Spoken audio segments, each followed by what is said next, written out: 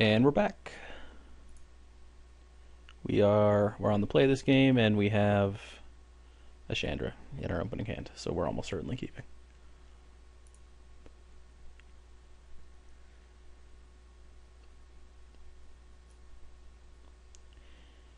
For some reason, I was thinking during the draft itself that Rage Forger worked basically the exact opposite of the way it actually does. I thought that you played it, and then it gave a +1/+1 counter to every card that you played after it. I guess I was kind of trying to make it work in the same way that Bramblewood Paragon works, but this is actually the opposite of that. This only pumps creatures you already have in play. Still fine. Doesn't really change any of the decisions I made during the draft. And the card's obviously still very good, but unfortunately not as good in this exact hand, since he's really weak to just slam on turn 3 and try and curve out. We do at least get to make a guy on turn 3. Not an ideal guy, but someone that interacts with Rage Forger anyway.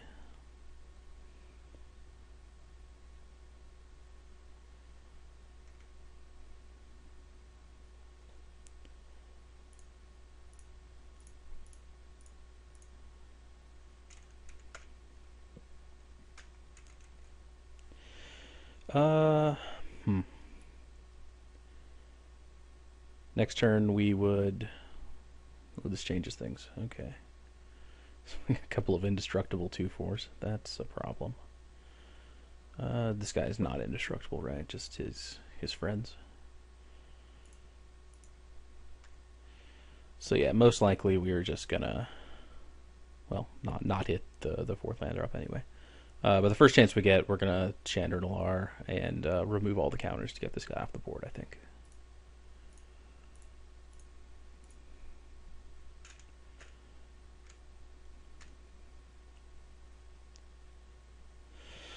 Oh.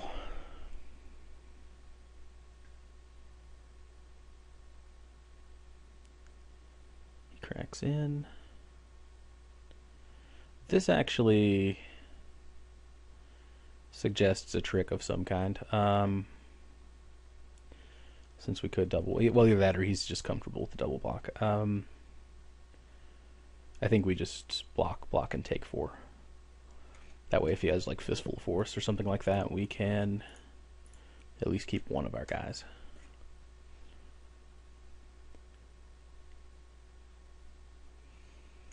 And we would actually love for him to use a Fistful of Force if he has it. The Solana Huntmaster is a very, very good creature. No land still. It's disappointing.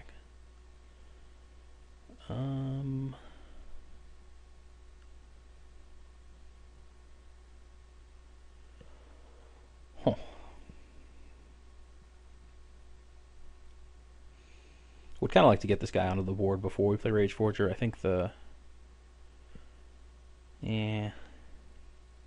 think we just have to... Well, we have a couple of options. We can play Brighthearth Manaret and Rage Forger. Leaves us with 2 4/4s, so these guys can't attack profitably. I think we would probably try to double block the Timber Protector at that point. So we could also just play Rage Forger and leave back one of these guys with First Strike back up, which doesn't actually accomplish anything if he... And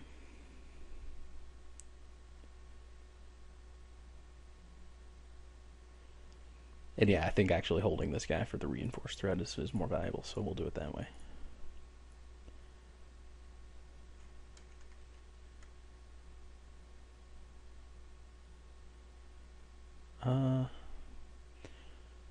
There's actually something to be said for just going aggro here. We can attack for effectively 10 if we chose to. This guy would make the trade if he cracked back with everyone.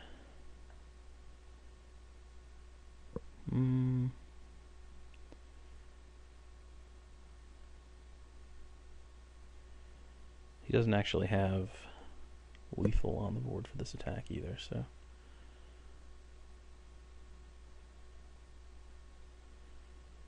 Well, we would have to... I guess if he can remove this, he does, so yeah.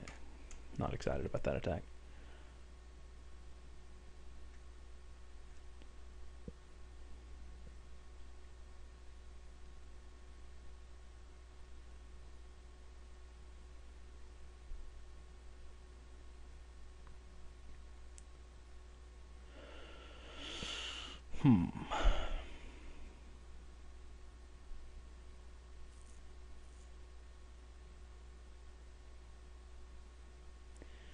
If he doesn't have a combat trick, we can actually double block here, stick a war spike in front of this guy, or in front of this guy actually, and then yeah, we could double block like these two here, this guy here, this guy here. That seems profitable. Again, that's if he doesn't have any kind of pump spell, which he kind of represented with his attack last turn.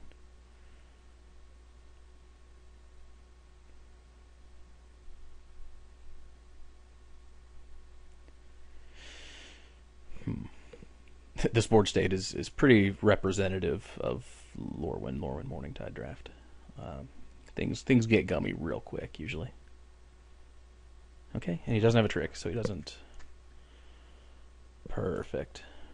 This is what we like to see.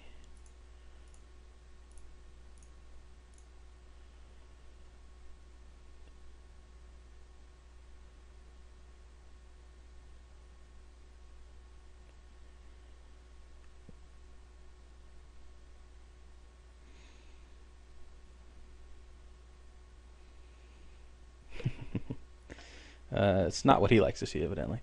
So now that the board is, I guess, sort of stable, it might make more sense to try an uptick. God, that's so greedy.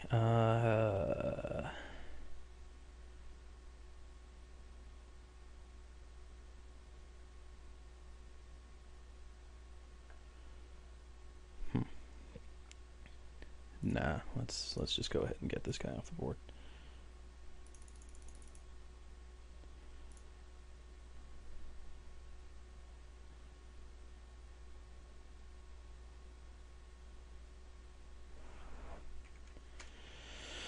An attack here he can trade a... Actually, he's basically just trading if he attacks, so I think we don't.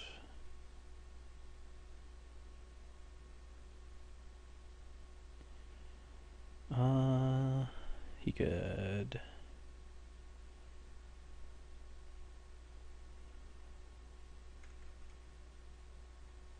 No, we'll wait a turn. Any creature we attack with, he can basically trade one of his guys with. Ooh, and he has something fancy. His Violet Paw, sure. Really? It's really surprising that he didn't attack last turn. See, if I would have made a double block, he would have probably blown me out with it. He has a perfect. That card's a gooder.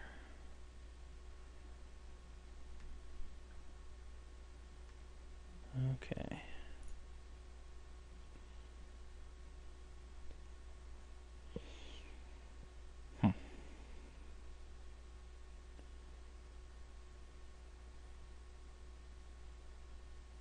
So we can... This guy's a 4/4 now. We can activate this guy 3 times, get 8 mana, play this, play this. We get 1 activation, which does us no good. Although next turn we could kill the Imperious Perfect. That taps us out on his turn, so this first Reiki guy doesn't actually do as much good work as we would want him to.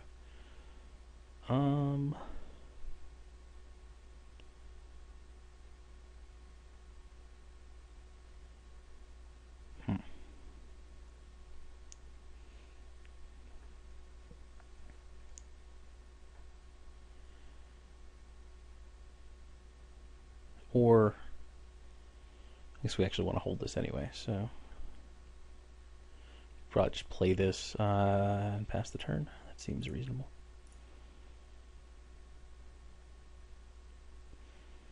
trying to decide if it's worth it to attack here. We can.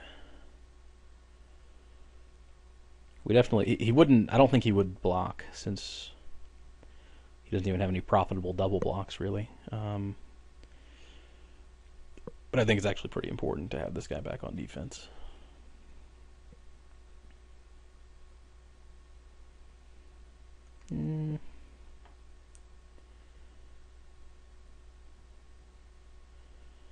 Nah, let's start getting in there.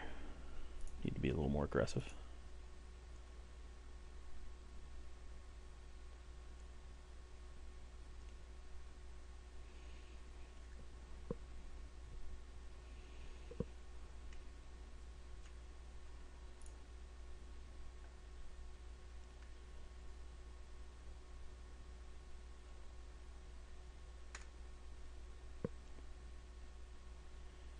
Gilleaf ambush, probably. Ugh, that's a problem.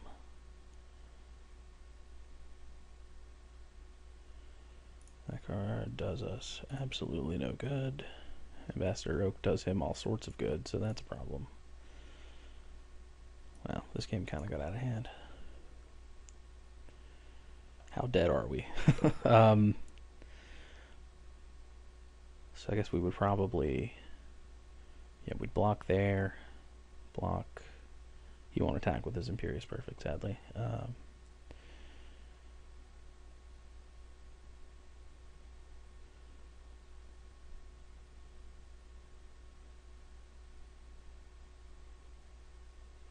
Yeah, maybe.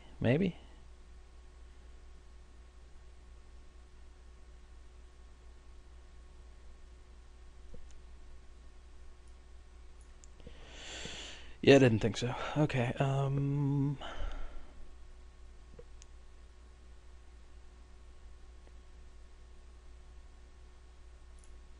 so kind of a worst case scenario. This doesn't, yeah.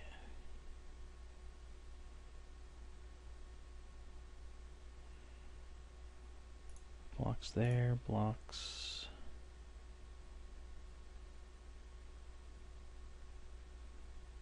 No.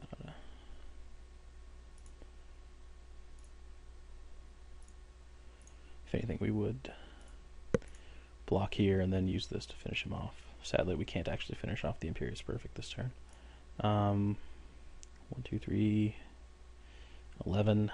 Go to 1. Sounds miserable. I think we would need to trade with one of the tokens as well.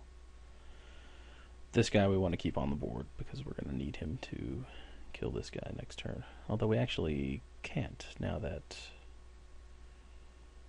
Ugh. Actually, just nothing good to be done here.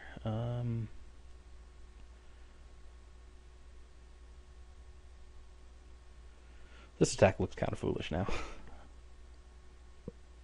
Although we would still be in pretty bad shape. So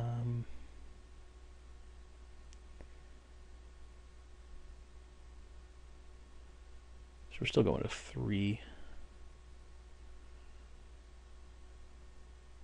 And we can either reinforce here or finish off this card. This card is a huge pain, so I'm inclined to say we finish off.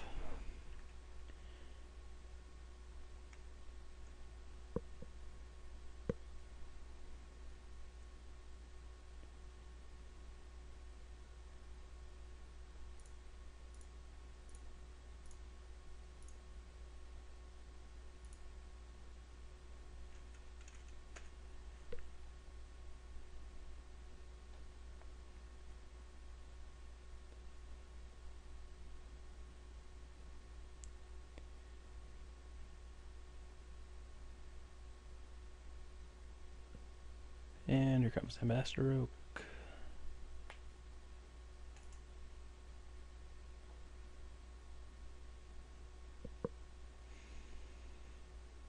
And yeah, nothing going on here. Alright, and we're back. I did not make any changes during sideboarding. Just couldn't find anything that I thought would actually be helpful. Yeah, that's not going to do for us. Sure, that'll work.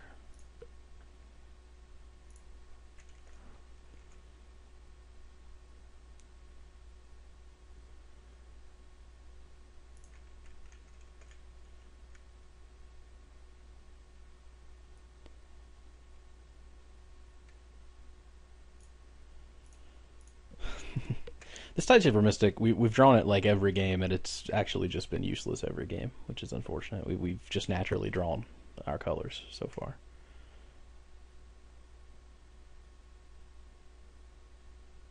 Yep. Luckily, we will have a removal spell for that guy when he comes online. So 2 toughness, no profitable attacks there.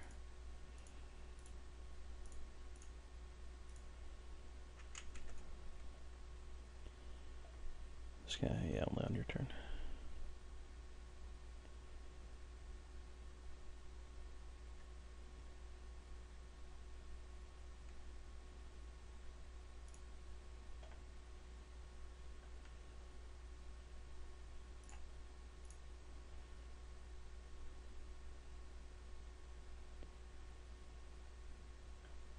I would assume he's just taking 3 here, yep.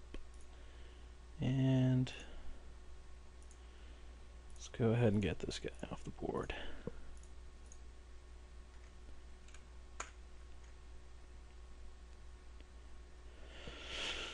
Oh no. Wait, Fistful of Force doesn't actually do anything. What is that? Earthbrawn. That does something. Wow. Okay. Well, that blew up in my face.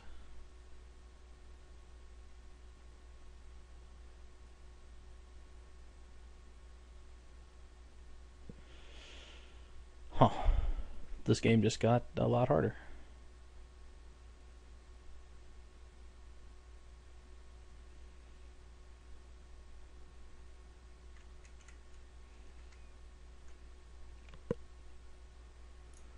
That's convenient.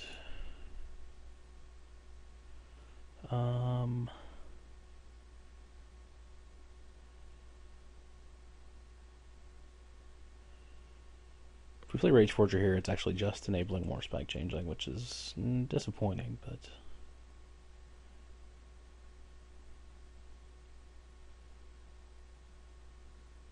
yeah, we'll go ahead and do it.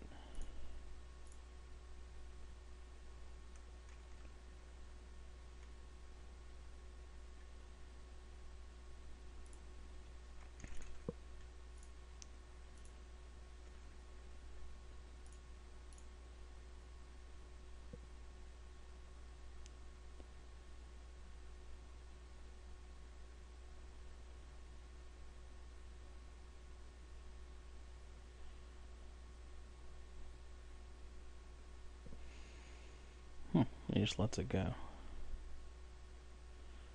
So we're probably about to take a healthy serving of damage here.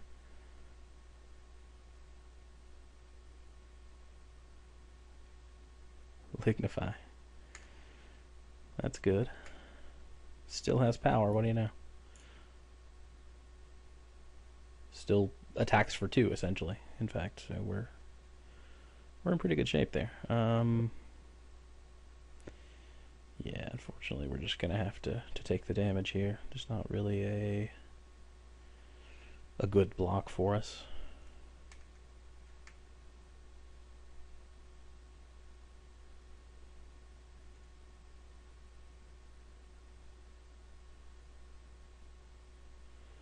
Soulbright Flamekin doesn't actually accomplish anything, I don't think.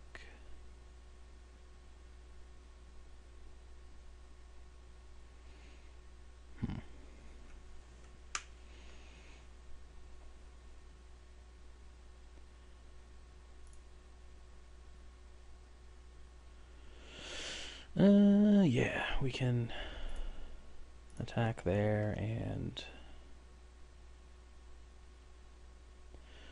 he'll probably just make a guy and jump. He may not jump, he might just make a guy and take 2, or take 1 rather. And it's not even a jump. What the hell is wrong with me? Okay,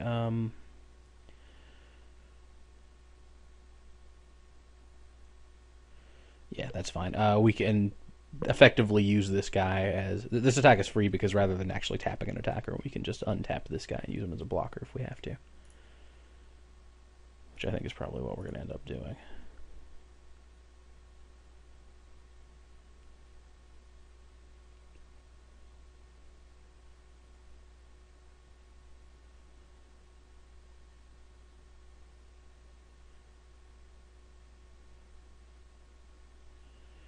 One, two, three, four, five, six, seven. Sadly, we don't have lethal, even if we...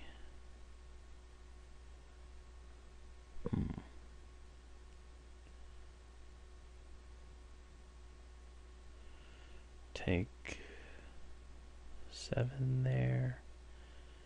I could untap this guy, block here and here, and actually clear one of his guys off the board. Really not looking forward to trading my actual cards for his tokens, but we're quickly getting to that stage in the game. For now, though, I think this is probably the play.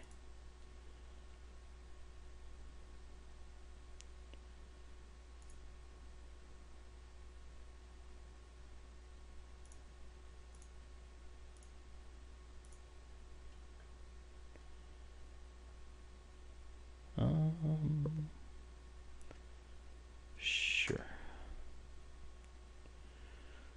A couple of tricks we're actually dead to if we make this block, but our backs are pretty much against the wall. I think we need to just play as if he doesn't have it.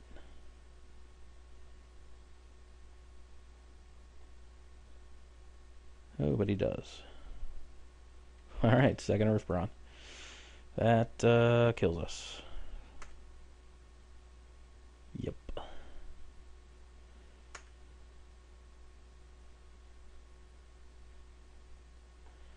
Alright, there it goes. Still yet to make a top 8, so the whole running the gauntlet thing has not worked out for me so far, but we do have several more days to go. Shadowmoor, Eventide to be drafted tomorrow, so I'm looking forward to that. See you then.